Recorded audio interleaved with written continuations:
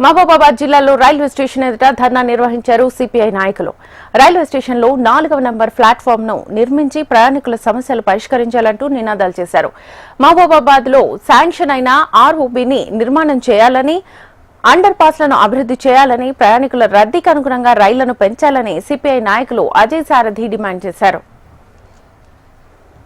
సంబంధించినటువంటి అనేక సమస్యలను సౌకర్యాలను కల్పించాలని డిమాండ్ చేస్తూ ఆందోళన నిర్వహించిన అనంతరం సేఫ్టీ కమిషనర్ గారికి అదేవిధంగా మరి డిఆర్ఎం గారికి వినతి పత్రం ఇవ్వడం జరిగింది. ఈ సందర్భంగా మహిబాద్ సంబంధించిన రైల్వే స్టేషన్ లో 4వ ప్లాట్ఫారం లేకపోవడంతో తీవ్రంగా అప్పువైపున వెళ్లేటువంటి ప్రయాణికులు ఇబ్బంది పడతా ఉన్నారు. తక్షణమే 4వ ప్లాట్ఫారం నిర్మించాలని చెప్పి, అదేవిధంగా సిగ్నల్ కాలనీ అనంతరం రోడ్లో ఉన్నటువంటి 2 రైల్వే అండర్ పాస్లను తక్షణమే అభివృద్ధి చేసి ప్రయాణికుల యొక్క వాహనాల యొక్క రాకపోకలకు సౌకర్యం కల్పించాలని, అదేవిధంగా కొత్తగా మరి ఆర్ఓబి 2013-14 సంవత్సరంలో కూడా మంజూరైంది.